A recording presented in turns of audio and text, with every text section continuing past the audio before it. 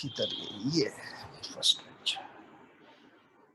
जी बेटा, मैंने जो मेरा ख्याल आपको शेयर किए थे उसका फर्स्ट पेज तो ये बनता है। यहीं पे लास्ट टाइम हमने ये डायनमो पे खत्म किया था अपना लेक्चर, डायनमो को एक्सप्लेन किया था। ओके बेटा, आज उससे रिलेटेड यानी फैराडेज लॉ से रिलेटेड एक एग्जांपल है। बहुत ही आसान क्वेश्चंस हैं फैराडेज लॉ के, सिंपल सी बात है। बाकी तो चीजें जाहिर बात है, हमारी रिक्वायरमेंट है, हम एडवांस लेवल पे कोर्स पढ़ रहे हैं तो हमें सारी चीजों का पता होना चाहिए। लेकिन अगर आप सिंपल बात याद रखना चाहते हैं तो इट्स सिंपल कि फैराडेज लॉ क्या है कि changing magnetic flux produce EMF and that EMF drives the current in the circuit। बस सिंपल सी बात, ठीक है। इससे रिलेटेड एग्जांपल है फैराडेज लॉ से रिलेटेड। एक हमारे पास सर्कुलर कंडक्टिंग वायर लूप है ऑफ रेडियस ए। आप देख रहे हैं फिगर में मैंने शो किया हुआ है, ये सर्कुलर लूप है और ये इसका radius a is cut at one and that is phi is equal to 0। आप देख सकते हैं यहाँ पे इसको काटा गया है, ठीक है, और इसको दो वायर के थ्रू कनेक्शन दिया गया है टू अ रेजिस्टेंस आर, ठीक है। और मैं कहता हूं कि ये वो पॉइंट है जहां फाई 0, यानी कि एक्स एक्सिस के अलोंग फाई विल बी 0 और जो जो आप वाई एक्सिस की तरफ अप्रोच करेंगे फाई विल इंक्रीज, ठीक है बेटा। Magnetic flux through the loop is provided by B external, that is equal to B naught sin omega t z unit vector। You can see that this external field is time varying, ठीक है। आपको पता है कि sign जो function होता है वो किस तरह का होता है, साइनोसाइडल, ठीक है, जो मैक्सिमम और मिनिमम वैल्यू के दरमियान फ्लक्चुएट करता है। मैक्सिमम वैल्यू साइन की 1 है और मिनिमम वैल्यू -1 है। 1 और -1 के दरमियान वो फ्लक्चुएट करता है, तो हम ज्यादा होता रहता है। बात समझ आ रही है ना? तो मैग्नेटिक फील्ड इस तरह है कि जो फ्लक्चुएट करती है मैक्सिमम मिनिमम, यानी कि time varying magnetic field, time के लिहाज से फ्लक्चुएट करती रहती है as shown in this figure.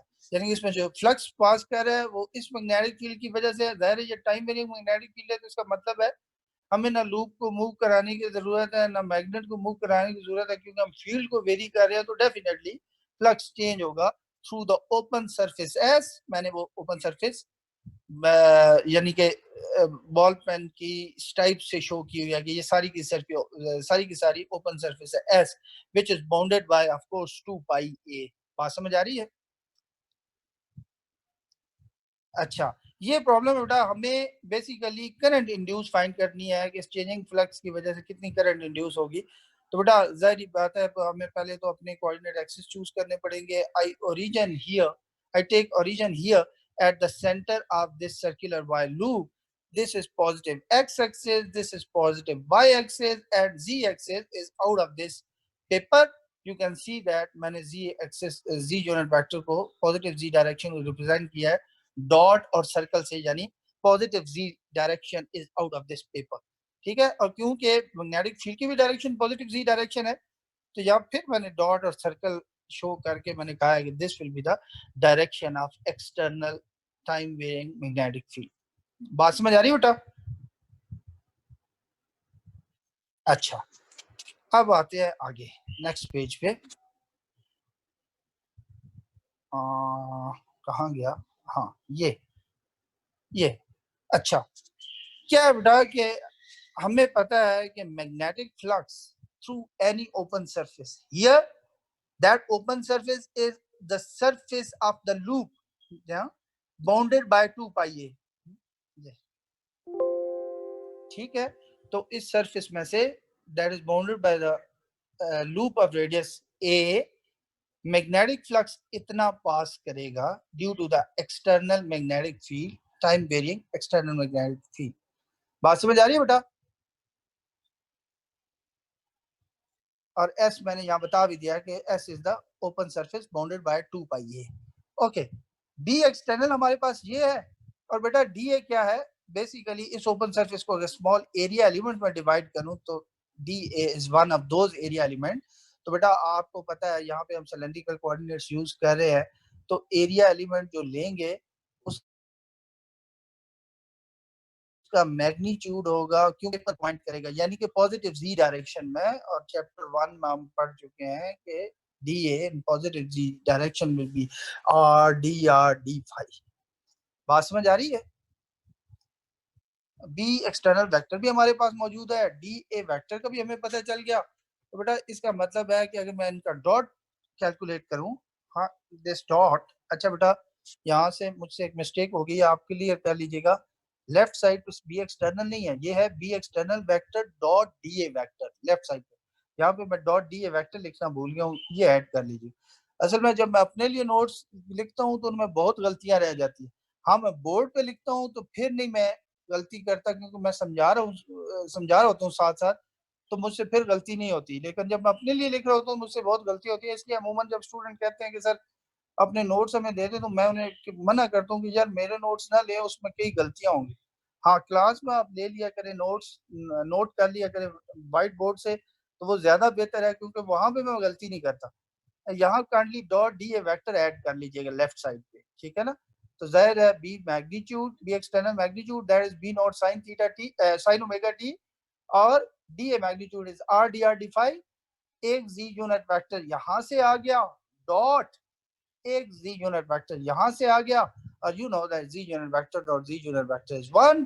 सो ये b external dot d a vector की ये वैल्यू यहाँ पे सब्स्टिट्यूट कर दें तो मैग्नेटिक फ्लक्स आपके पास ये आ जाएगा। बी नॉट कांस्टेंट है, आप बाय लेके आ सकते हैं साइन ओमेगा टी। आपको पता है कि इंटीग्रेशन स्पेस वेरिएबल्स पे हो रही है, टाइम पे नहीं हो रही। सो साइन ओमेगा टी को आप इंटीग्रेशन से बाहर लेके आ सकते हैं, ठीक है। T is not my variable of integration. So r d r from 0 to a and d phi from 0 to 2 pi for that open surface bounded by 2 pi a, ठीक है। तो जाहिर है बेटा आप जब इसको इंटीग्रेट करेंगे, बड़ी आसान सी इंटीग्रेशन है। ए स्क्वायर बाय 2 यहाँ से आ गया, इंटू 2 पाई यहाँ से आ गया, 2 2 कैंसिल हो गया, तो आंसर आ गया pi A square. That is the total area of the surface bounded by the close loop, close circular loop. बात समझ आ रही है?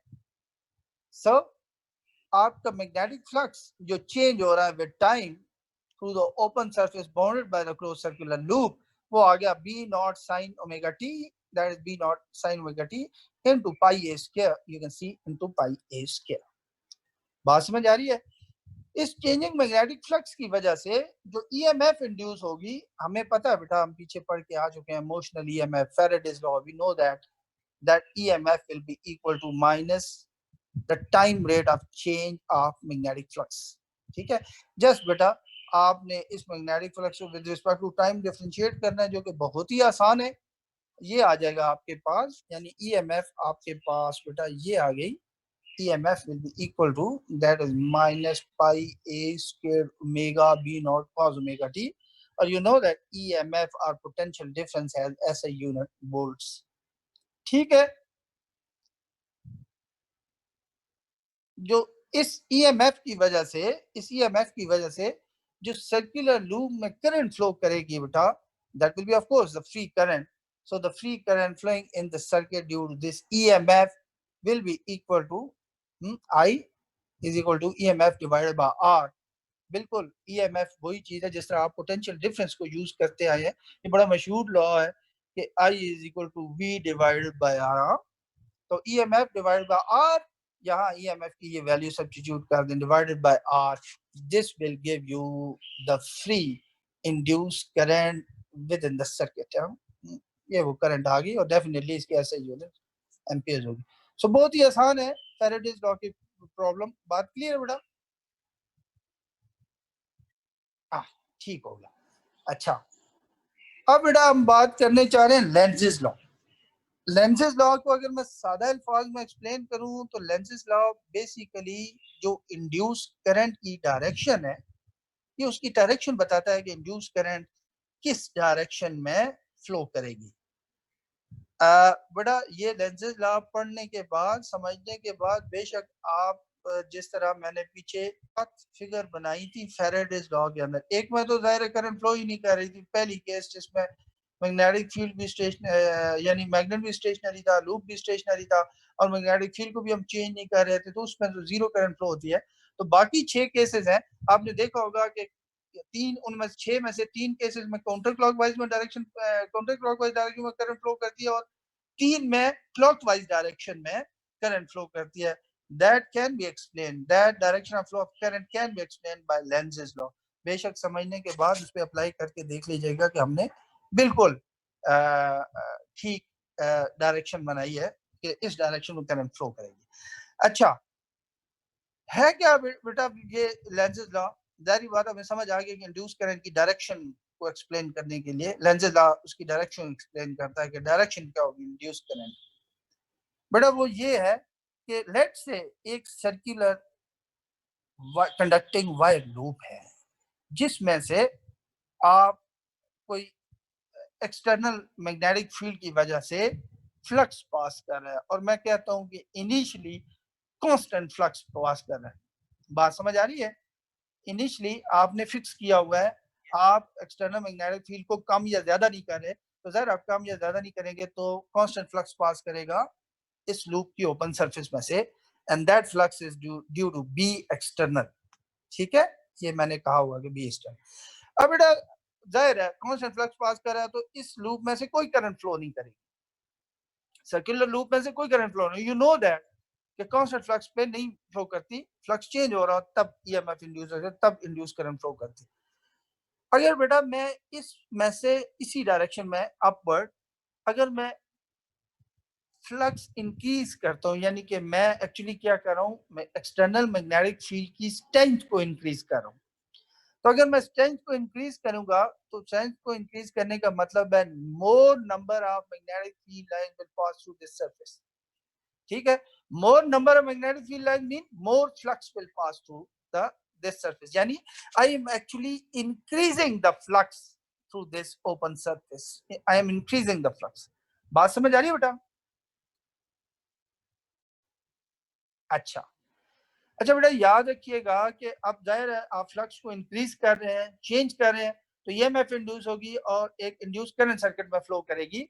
बट याद रखिएगा उस ईएमएफ की वजह जो इंड्यूस करंट फ्लो करेगी उसकी डायरेक्शन क्या होगी बेटा, वो हम इस बात से गेस कर सकते हैं, अंदाजा लगा सकते हैं कि कायनात में this is law of nature कि ये बेसिकली जो फ्लक्स इस सरफेस में पास हो रहा है ये लूप बर्दाश्त नहीं करता कि वो चेंज को पसंद नहीं करता. ठीक है, वो कहता है कि जो मैग्नेटिक फ्लक्स पहले पास कर रहा तो वही होना चाहिए.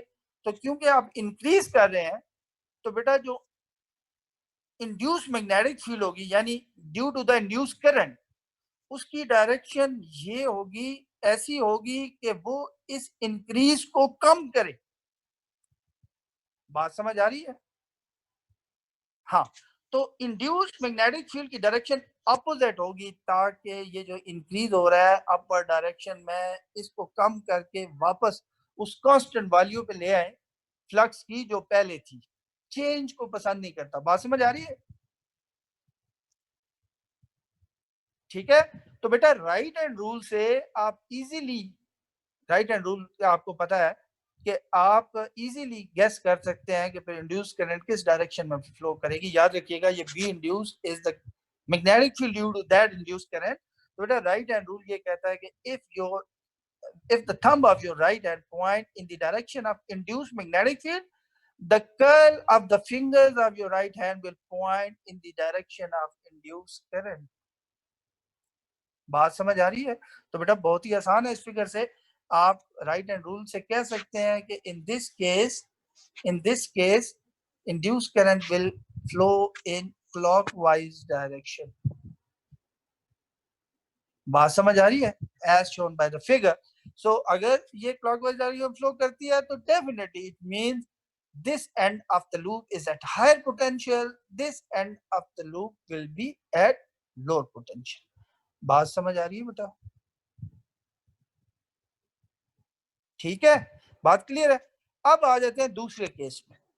दूसरा केस है बेटा आप यहाँ पे देख रहे हैं कि मैं एक्सटर्नल मैग्नेटिक फील्ड की स्ट्रेंथ को इंक्रीज कर रहा हूँ. आप इन वेक्टर एरोस की लेंथ से देख सकते हैं कि इस डायरेक्शन में ये इंक्रीज हो रही है. बात समझ आ रही है? अच्छा, इस दूसरा केस ये है कि आप क्या करते हैं कि जो एक्सटर्नल मैग्नेटिक फील्ड की स्ट्रेंथ है उसको कम करते हैं। कम करते हैं तो बेटा वो जो कांस्टेंट वैल्यू थी फ्लक्स की, उस वैल्यू से अब फ्लक्स कम होना शुरू हो जाएगा। ठीक है, और आप देख रहे हैं कि मैं ये शो कर रहा हूँ कि नाउ इट इज डिक्रीजिंग। बात समझ आ रही है? तो बेटा जब आप डिक्रीज करेंगे तो फ्लक्स उस कांस्टेंट वैल्यू से कम होगा, तो इंड्यूस मैग्नेटिक फील्ड की डायरेक्शन वो होगी, क्योंकि ज़ाहिर है ये लूप चेंज पसंद नहीं करता, लॉ ऑफ नेचर है। तो बेटा इंड्यूस मैग्नेटिक फील्ड की डायरेक्शन अपवर्ड होगी, सो दैट आपको पता है कि मैग्नेटिक फील्ड को मैं जो एक्सटर्नल फील्ड की वजह से मैग्नेटिक है और जो इंड्यूस मैग्नेटिक फील्ड है, वो इंड्यूस मैग्नेटिक फील्ड उसी डायरेक्शन में एक्ट करेगी ताकि उस फ्लक्स को इंक्रीज किया जा सके, strength of the magnetic field increase किया जा सके, ताकि जो कांस्टेंट फ्लक्स की पहले वैल्यू थी वही वापस दोबारा लाई जाए। ठीक है, तो जाहिर है अगर ये डिक्रीज कर रही है तो बी इंड्यूस की डायरेक्शन अपवर्ड होगी, जैसे कि मैंने ये अलग रेड मार्कर से ये शो करने की कोशिश की ताकि आपको बात क्लियर हो जाए कि this is the external magnetic field line, this is the magnetic field, this is the induce magnetic field. So बेटा अगर इंड्यूस मैग्नेटिक फील्ड की ये डायरेक्शन है तो आप राइट हैंड रूल की मदद से गेस कर सकते हैं कि फिर करंट की डायरेक्शन क्या होगी। if the thumb of your right hand point in upward direction, you know that the curl of your curl of the finger of your right hand will point counterclockwise. In this case, induced current will flow in counterclockwise direction. और counter clockwise direction का मतलब ये है कि okay now this and will be at high potential, this will B at lower potential. बात समझ आ रही है बेटा? हाँ, यहाँ पे क्लॉकवाइज है, यहाँ पे काउंटर क्लॉकवाइज डायरेक्शन है। तो बेटा हम पीछे वो 6 केसेस में 3 में क्लॉकवाइज थी, 3 में काउंटर क्लॉकवाइज थी, तो आप उस पे अप्लाई करके देख सकते हैं कि बिल्कुल हमने वो डायरेक्शन ऑफ करंट बिल्कुल सही हमने शो किया। बात क्लियर है बेटा? हाँ, आगे चलें।